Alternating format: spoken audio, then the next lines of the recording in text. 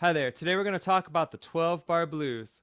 The blues was one of the most important American styles of music because blues was a style that led to jazz and led to folk music and led to rock and roll, which led to hip hop and country and pop music, and all of the main styles that people listen to today came from the blues. So the blues is made up of three different chords. We have the one chord. Whatever is our home base is called the one chord. In this case, we're going to use the key of E. So here's the E chord. So the one chord is home base. We also need the four chord and the five chord. So if we start on E, we have E, F, G, and then again it starts over after G. So A is the four, and then E, F, G, A, B is the five. So I have E, A, and B. Those are my three chords. So to hear how they all sound by themselves, we have E, we have A, the four chord, and then we have B, the five chord. Back to the one. So that chord progression is the basis of a lot of rock and roll music. One, four, and five, and then one again. Now, 12 bar blues is a specific chord progression using those three chords. So it starts out like this. By the way, 12 bars means 12 measures. So most blues songs are in a meter of four. So one measure is going to be four beats. Okay, so the structure of 12 bar blues is I have four bars of the one chord, then I have two bars of the four chord, and then two more bars of the one chord, and then I have two bars of the five chord, and then two bars of the one chord. So the basic structure of the blues would sound like this. The one chord,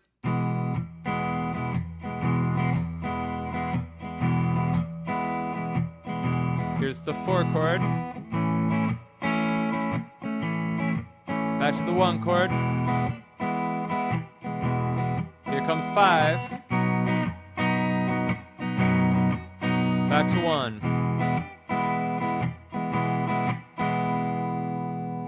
All right, so that's it. 12 measures, 12 bars, three different chords. Now, in order to make the songs have a little bit more musical interest and a little bit more variation, you can put some changes into those chords. So instead of just doing four bars of one to start, one thing that's common is to do a 1 4 1 1. That would sound like this.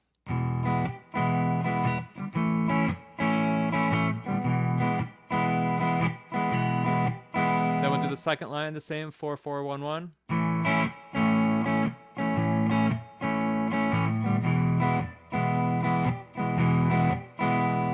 Now instead of doing 5 5 1 1 at the end, we're going to change it to 5 4 1 5. And it's going to sound like this.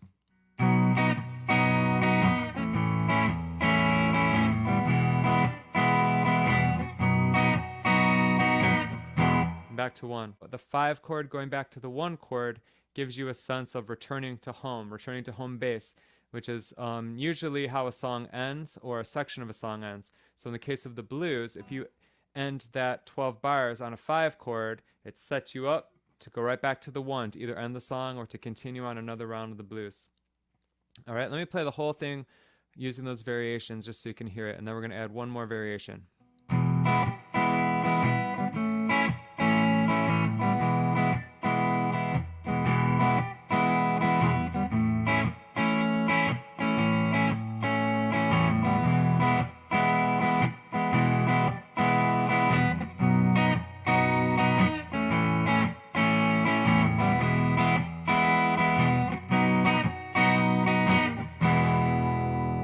All right.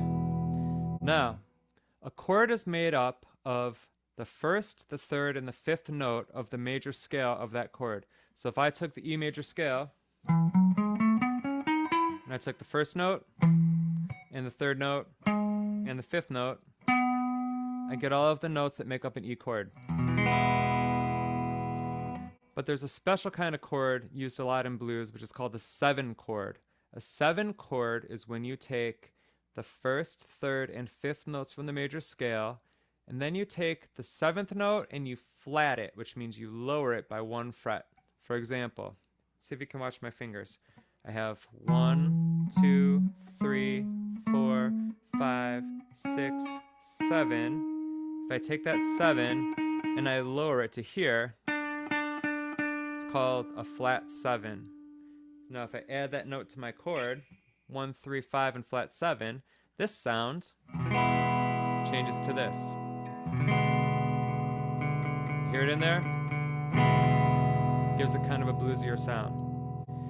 All right, so what we're going to do is we're going to take that progression that we just played, the 1 4 1 1 4 4 1 1 5 4 1 5, and I'm going to play every other measure as a 7 chord instead of as a regular major chord, and it's going to add even more variation to our song. All right, listen to how this one sounds.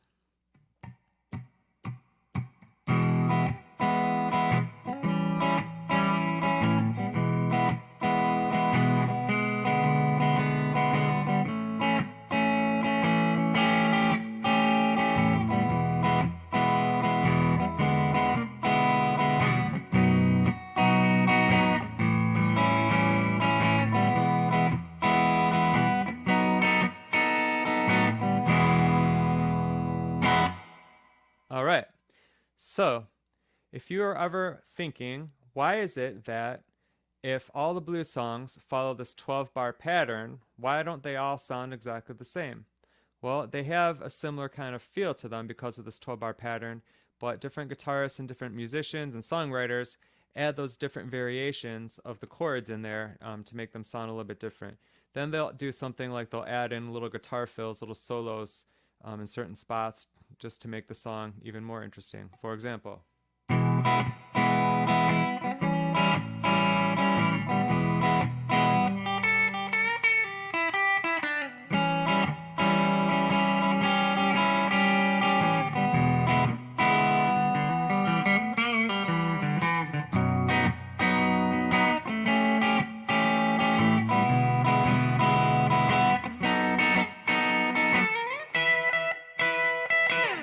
And so on and so on, and then the guitarist would take a solo or something like that. So that is the basis of our blues.